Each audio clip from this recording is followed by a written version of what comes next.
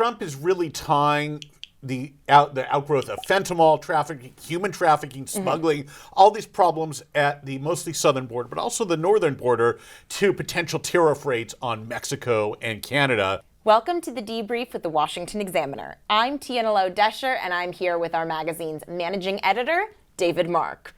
David, Donald Trump is back in office, and we've been waiting to hear about these tariffs, what he's going to do. Everyone's been waiting on tenterhooks, and still no plan quite yet? Yeah, Trump came hard out of the gate in his first 24, 48 hours, issuing all kinds of executive orders on immigration, domestic energy production, all kinds of other issues.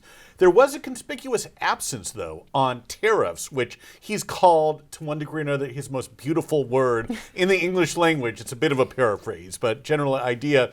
He said he's putting it off, which isn't too far, until February 1st to decide what kind of tariffs, what level, etc., to impose on Canada, Mexico, and of course China, which is probably the biggest recipient of it. So we shall see. How much of it will be contingent, do you think, on the border crossing numbers, right? Because we still have to wait for CBP to report those after, because that tariff threat's really been live for about 2 months, and you will have full 2 months of data once the month is over, once you hit the first. Right, and Trump is really tying the outgrowth of fentanyl trafficking, human trafficking, smuggling, all these problems at the mostly southern border, but also the northern border, to potential tariff rates on Mexico and Canada. And then he says, of course, China is helping supply these countries, our northern and southern neighbors. So I'm sure those figures will have something to do with it. I think it's mostly just his people trying to figure out exactly how to calibrate this the right way.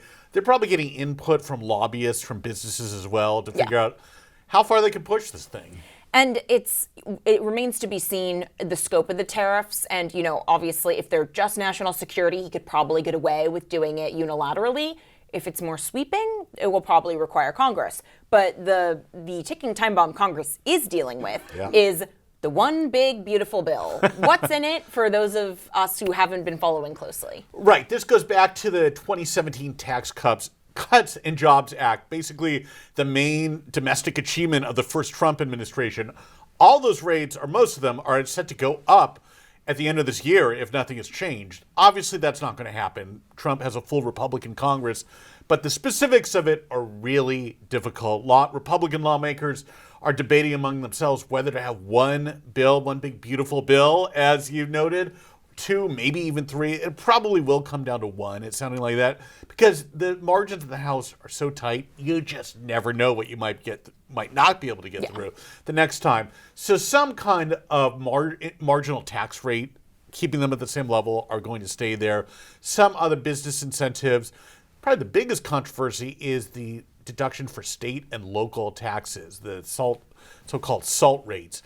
And there are a bunch of Republican lawmakers in blue-leaning states who want to see that deduction raised. So there's a long way to go in this. And it's already a heavy lift in terms of the math of it all. Because just extending those expiring provisions of TCJA, it's about $2.2 trillion over the next decade, starting in 2026.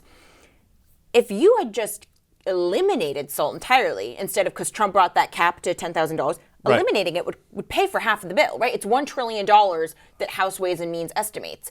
So they want to increase the cap. That would make this bill more expensive. Where then do you pay for that? Well, that's a great question. This is really what Republicans are wrestling with. I don't necessarily have the answer to that. The real answer, of course, would be to look in what are called entitlement programs, Social Security, Medicaid, depending how you count that.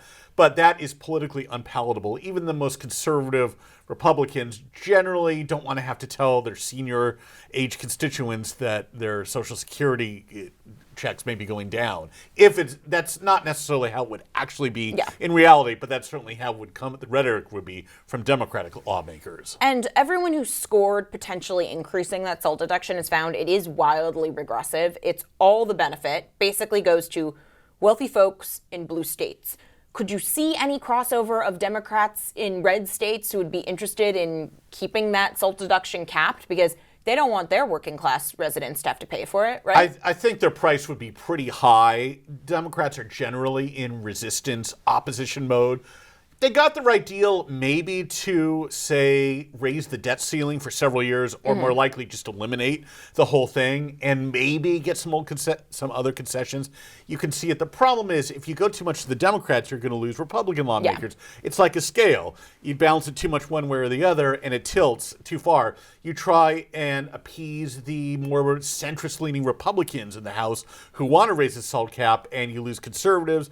Doesn't necessarily mean you get Democrats on board either. It's a really tricky needle to thread. What's the timeline we should be looking at here? And when should we expect to hear the material inclusions for border permitting reform and whatnot that still is really up in the air? We haven't heard much about it. Right. The chatter from Capitol Hill has been that they want to get the package essentially agreed upon by the end of February. So looking a bit over a month.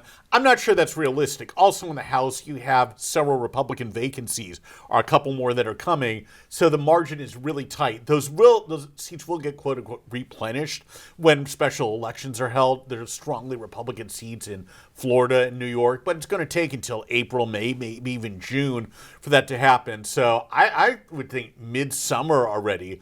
For the Bush 43 tax cuts back in 2001, I think it got signed into law early June or so.